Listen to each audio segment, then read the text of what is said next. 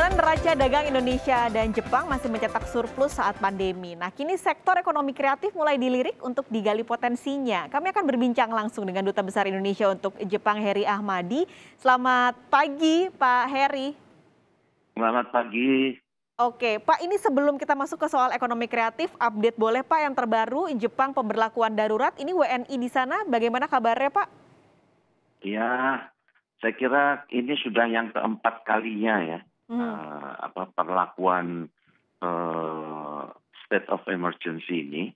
Tapi seperti yang lalu, ini sesungguhnya tidak berlaku untuk seluruh Jepang. Hanya untuk yang berada di kota-kota besar, utamanya adalah di Tokyo dan sekitarnya, dan juga di Osaka dan sekitarnya. Sekitar itu. Jadi kami ya tentu saja mengalami banyak kerepotan juga, namun demikian kami selalu menjangkau saudara-saudara kita yang kebetulan juga ada yang terjangkit. Beberapa waktu yang lalu di kota kecil Oarai terdapat 39 warga Indonesia yang kena. Saya ke sana ketemu wali kota dan kemudian mencoba mengatasinya dengan bekerja sama dengan wali kota tersebut. Oke, Jadi memang penanganannya sudah cukup baik. ada, ya, dan memang karena bersamaan dengan mulai hadirnya para peserta Olimpiade, maka untuk Tokyo saya kira memang budget diperketat supaya tidak terjadi penyebaran yang lebih berat lagi. Oke, diberlakukan Sekalipun darurat lagi kalau karena memang ya, angkanya cukup tinggi pandemi ini. Tapi Pak, ya. sebenarnya di beberapa waktu yang lalu Kedutaan Besar Indonesia di Jepang baru saja meluncurkan Japan Indonesia Partnership Launch sebenarnya. Tapi ini darurat lagi. Nah, tapi showcase ini diberlakukan saat pandemi masih berlangsung, lalu ini juga darurat lagi di Jepang. Efektifkah Pak sebenarnya bisa meningkatkan ekspor ekonomi kreatif?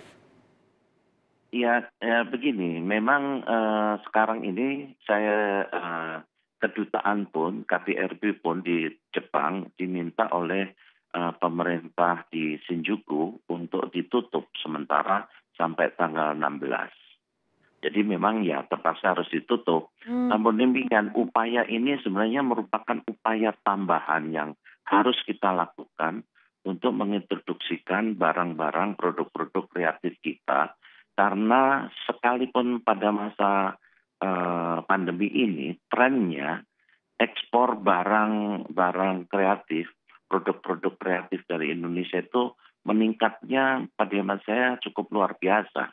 Berapa Pak? Batik misalnya, batik itu sampai 300%. Oke. Demikian juga perhiasan, mutiara terutama. Mutiara itu ekspor kita mencapai angka di atas 40 juta dolar. Dan kalau ini kita dorong terus, artinya dengan mengetengahkan desain-desain yang sesuai dengan seleranya orang Jepang, tentu ini akan meningkatkan, bisa meningkat dalam jumlah yang jauh lebih signifikan ketimbang yang ada sekarang ini. Gitu. Dan kami karena kita mengetahui bahwa ekspor utama Indonesia ke Jepang sekarang ini masih didominasi oleh batu bara dan gas. Sementara kita tahu Jepang akan menuju zero carbon society pada tahun 2050. Oke. Sehingga kita memang harus banyak menggali hal-hal yang seperti ini. Gitu. Menggali agar tidak tergantung lagi dengan sektor komoditas tadi. Tadi Pak Heri bilang ada batik, ada juga perhiasan, tapi yang sebenarnya paling banyak digemari Pak ekspor ekonomi kreatif sektornya ini apa Pak? Tetap nomor satu tetap adalah pangan. Oke, makanan Jadi Indonesia ya ternyata. 41% ekspor kreatif kita itu dalam bentuk produk-produk pangan ya. UKM itu dari pangan, baru kemudian fashion itu sekitar 70%, aksesori yang saya sebut tadi itu sekitar 14 atau 15%. Jadi dan produk-produk rumah tangga interior dari rotan dan lain-lain sebagainya yang memang sangat cocok sesungguhnya dengan ruang hidupnya orang Jepang yang pada umumnya kan kecil-kecil, apartemen mereka juga kecil, yang sebenarnya sangat cocok dengan produk-produk dari dari dari rotan Indonesia. tersebut. Oke, pangan sangat digemari. Kita tahu beberapa waktu yang lalu juga tempe juga baru saja Iya, diekspor ya Pak Heri ya. Nah, tadi ya. ada pangan, lalu juga ada rotan tadi Pak Heri cerita. Tapi sebenarnya kita potensinya banyak, barang kita banyak untuk ekonomi kreatif. Tapi ada kendalanya nggak sih Pak untuk selama ini? Kenapa barang-barang Indonesia nih mungkin sulit masuk atau sulit diterima oleh masyarakat Jepang? Kendala yang paling pokok adalah kurasinya. Hmm, Artinya barang untuk masuk ke Jepang itu harus melalui proses yang pada hemat saya pembimbingan dan pemilihan yang tepat. Kalau tidak, itu nanti persyaratannya misalkan terutama dalam produk pangan. Sampai sekarang ini produk daging kita belum bisa masuk. Karena masih harus melalui proses-proses, syarat-syarat yang harus dipenuhi. Nah, itu yang menjadi ayam sudah bisa. Beberapa buah termasuk mangga belum bisa. Padahal dari Pakistan, dari negara lain bisa.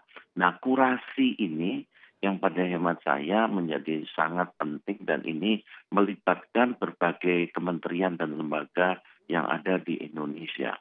Kami bersyukur di Tokyo ini kami bekerja sama dengan BI yang memang juga mempunyai salah satu di luar bidang moneter. BI juga mempunyai mandat untuk mengembangkan UMKM. Dan dalam hal ini adalah BI mengkurasi berbagai produk-produk kerajinan atau produk-produk kreatif dari berbagai daerah itu. Jadi yang kami pamerkan kemarin misalkan ada 40 lebih jenis kain, ya, 40 lebih kain yang berasal dari 34 provinsi di Indonesia. hmm. Jadi ini yang pada hemat saya penting kita lakukan kurasinya ini. Sehingga nantinya dan kami dalam acara Malam Kreatif juga itu, sebelumnya kami melakukan lomba desain batik. Mengapa ini penting? Supaya juga desain batiknya itu nanti, lomba desain batik pesertanya orang Jepang. Sehingga ini mendekatkan selera batik yang sesuai dengan seleranya orang Jepang. Oke. Tidak semua orang Jepang suka dengan batik seperti yang saya pakai ini. Mereka tidak terlalu suka, sekalipun untuk dari gaya Solo ini banyak yang kita pakai di dunia, kita produksi di Indonesia. Tetapi rata-rata orang Jepang menyukai warna-warna yang mild atau indigo atau warna biru. Nah, inilah yang saya kira faktor kurasi ini yang terus-menerus harus kita lakukan agar ke depan kita bisa memperoleh segmen pasar yang lebih baik. Tanpa melakukan upaya terobosan baru produk-produk ekspor kita ke Jepang, kita akan sulit ke depan untuk mempertahankan neraca perdagangan kita. Boleh singkat Pak, singkat saja. Ada nggak barang-barang Pak yang sebenarnya punya potensi diterima oleh masyarakat Jepang di sana yang saat ini belum masuk? Mangga. Oke. Mangga itu orang Jepang sangat senang. Bahkan dari Pakistan itu mereka sudah bisa masukkan mangga ke Jepang. Hmm. Tetapi mangga kita yang sangat enak dan beberapa kali saya menyuguhkan mangga dari misalkan dari daerah Jawa Barat itu mereka orang Jepang sangat suka, tetapi tetap belum bisa masuk di kita. Oke, Itu. sayang sekali. Jadi memang masih ada yang harus dikurasi, barang-barang yang harus kualitasnya baik agar diterima dan ini potensinya besar ya Pak, bisa dimanfaatkan untuk Ya, betul. menyumbang neraca dagang yang semakin baik. Terima kasih banyak. Untuk pangan ya terutama. Terima kasih Makasih. Pak Heri Ahmadi, Duta Besar Indonesia untuk Jepang sudah bergabung di Kompas Bisnis. Sehat selalu Pak Heri, salam untuk teman-teman juga di Jepang. Terima kasih Pak.